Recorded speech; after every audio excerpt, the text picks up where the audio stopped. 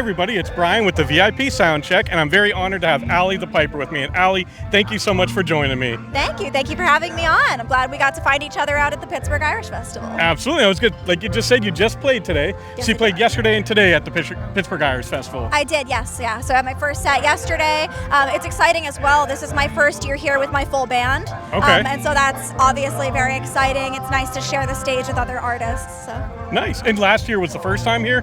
It was, yeah. My first show ever following social media was Bridget, which is an event that's put on in the winter by the Pittsburgh Irish Festival. That was kind of my foot in the door with the festival circuit. And Pittsburgh Irish Festival was one of the most exciting things I got to do last year, and I came solo. Nice. Now, I have to ask you, and I think you said, this was the place actually where you filmed the Crazy Train video, right? Yes, it is. So it's the video that's pinned on my YouTube account, Crazy Train on bagpipes. You're gonna find it, but I was so fortunate to be able to film at the blast furnace and inside the blast furnace last year with actually some producers who I worked with when I was in college. Okay. And so they're Pittsburgh locals. Peter Regan was the director, and he still lives and works out in relatively the area. So nice. Yeah, it was amazing. It was an awesome experience.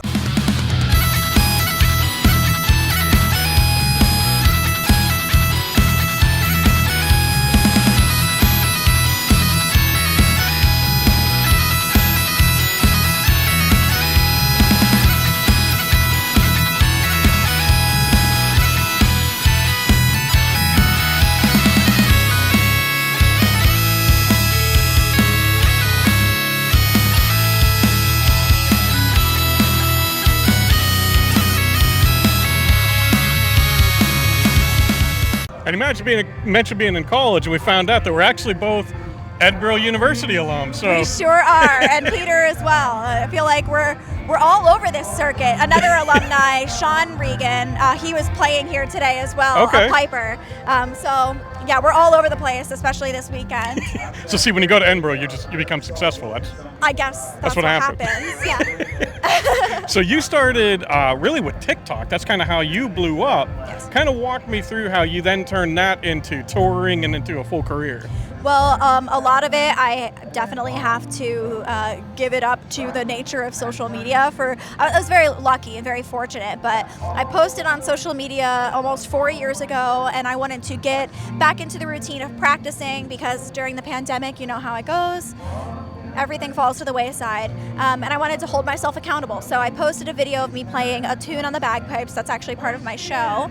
I posted it on TikTok, and 150,000 views later and almost 10,000 followers later, I had requests up the wazoo. I had so much going on in terms of like requests on social media, and I kept myself very busy. So I ran with it, and I saw an opportunity to kind of form myself into that niche of playing bagpipes on social media and to do something I've always wanted to do, which is to help destigmatize the pipes. Sure. And it's really just come from there. I mean, the opportunities have brought themselves to me, and I've tried to find a way to make it work. Like, you know, I didn't think I'd ever be playing heavy metal on the bagpipes, but here we are.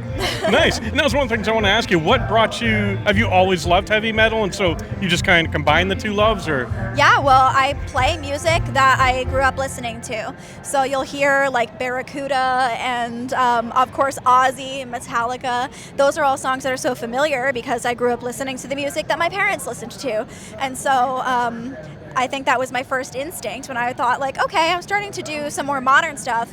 I wonder if I can make bagpipes work in the place of a guitar instead of in the place of a vocalist. And that way I can play some like different genres of things. And as soon as I started doing rock and metal, I knew I had found my comfort zone. Sure. Yeah.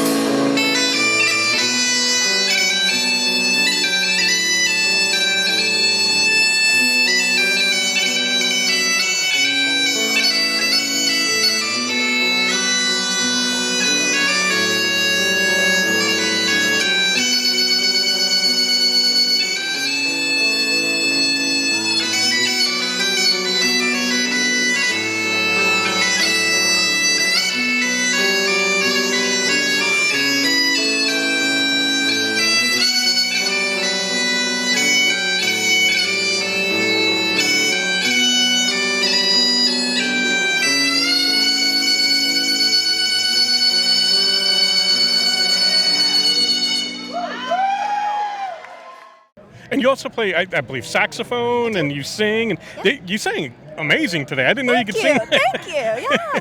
I love singing. I've been singing since I was really little. That was one of my first introductions to music. I mentioned it during my show. I sang with a Celtic band for a little while when I was a teenager. And then I actually studied voice as well as bagpipes in college. And so it's always been a love of mine. But I think, when you're challenged with being another vocalist on stage versus being a bagpiper on stage professionally, people are a little bit more enthusiastic about seeing a bagpiper usually. It just, you win some, you lose some. But I love that I'm able to incorporate vocals and my other passions and talents into my show. Sure. I love the saxophone. I wish that they'd bring it back more. We need more saxophone. Trust me, I have a song that I released that is a saxophone and bagpipe duet. Nice. It's called Magdalena, which is a kind of a Latin take on a traditional Irish and Scottish tune. Okay. It's like both. It's like the Scottish version of a traditional Irish tune, but then I made it Latin. So I don't really know what it lives in now. It's kind of a weird amalgamation of genres. But it's a really fun one to play, and I got to play both parts, which was... I was thinking you could bring in the bagpipes with like Bob Seger's Turn the Page. Yeah. And that would be really cool. That would be cool. That'd be neat. The options are endless. Yeah. I think, we're so pigeonholed into thinking that the bagpipes are too niche and they can only play in this style and this genre. And the most interesting that we can get is like Celtic rock. But it's not the case. I mean, you can take the bagpipes and put them into anything, and make it work because it's just a musical instrument like everything else. Sure. So. And you've been touring the world lately. I absolutely have, I saw that you actually got to meet my friends, the Harp Twins. Oh, yep. And the Wolfgang Twins, and hang out with them. And how was that? It was amazing. It was really, I've seen the Harp Twins for such a long time, like on YouTube and on social media just as a spectator. So that was a nice moment for me, just kind of a moment of realization of, how big things have gotten in the past couple of years, because I was like, oh my God, like we're playing on the same stage this weekend. Like these people who I've always viewed as outside of the realm of access, I suppose. And plus they were so nice. Yeah, we got to, they really are. We did a lot of radio interviews together earlier for that festival. And also we were in Alaska. So like that's also so cool. But they gave me a lot of helpful like tips on like, oh, this place is really good at this festival. This place is really good. Go to this place in town, this place. So they were super sweet. And nice. Hopefully I get to catch them again sometime this year, but we're both all three of us were all over the place. Sure. So. And maybe you could do a collaboration. I know you did with MIA ASANO. Yep. I know you did a tour with her. Of course, she's a violinist, and that was cool hearing the two of you together. I mean, how did that come about?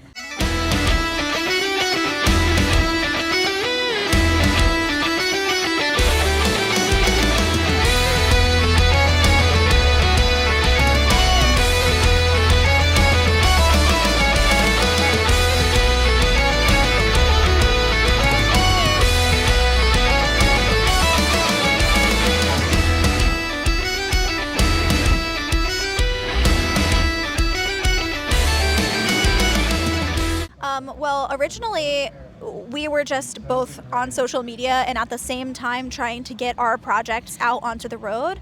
And we didn't know a ton of other people yet who had taken a social media platform and brought that out in front of audiences. So I was like really overwhelmed by the concept of touring and by all of the logistics that go into it, the budget, the bankrolling a tour it's so much money and crazy. So we agreed to split the bill. Okay. And so we were just going to do a co-headliner tour. But then we figured like we're out here, we're playing music together. Let's just put some songs out together. So we made an album together and that was really nice. And then we got to take that on tour and it was our step out of social media and into the live touring world. Okay. And we're both just so grateful we got to do that. And now we're off doing our own solo careers, which we always wanted to do. It's been our individual dreams forever. And if not for that step, it would have taken, I think, a couple more years to get to that point. So. Okay. It was cool. You could kind of tap into each other's fan base.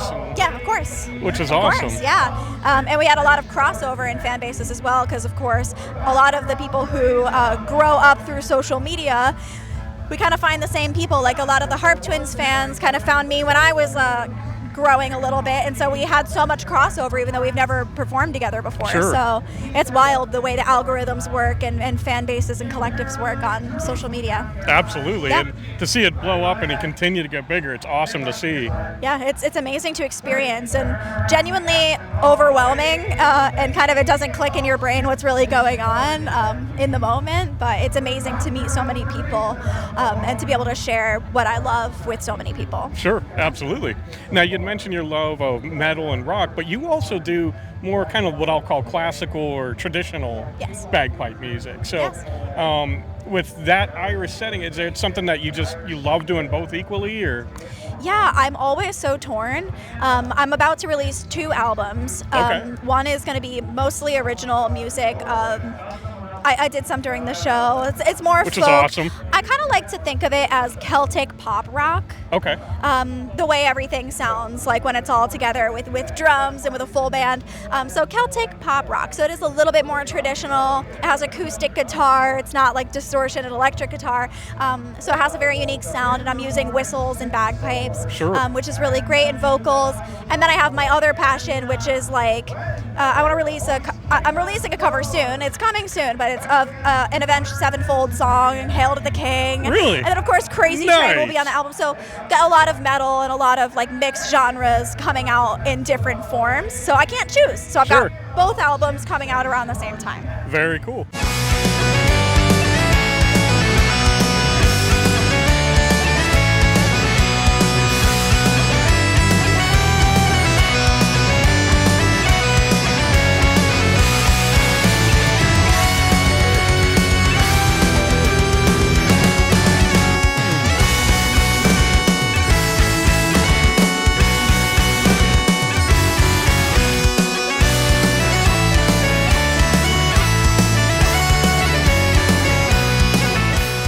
And then, so before we go, I just want to ask you one last question.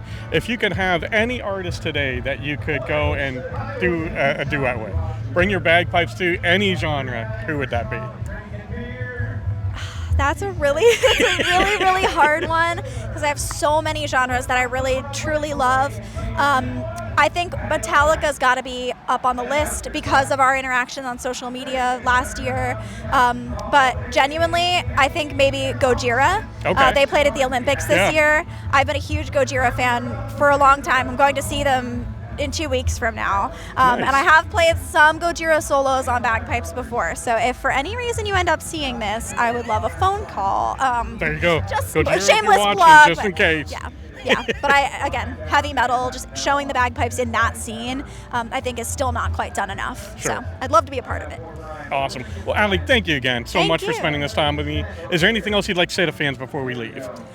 Make sure that you like and subscribe so you can see more interviews Thank you. wherever you're popping up and whoever you're, Thank you. fortunate enough to meet on the road. Watch my Crazy Train video and get it to 1 million. That Which would be is really right here. awesome. And those are my 2 plugs. Awesome. Well, thank you again. you. And of course, Absolutely. be sure to subscribe and see everything new coming out with her, and I'll put all her information down below. Thank you. So thank you again so Thank you so much. much. And as always, I want to thank you guys for spending this time with us. I love you all. God bless, and rock on.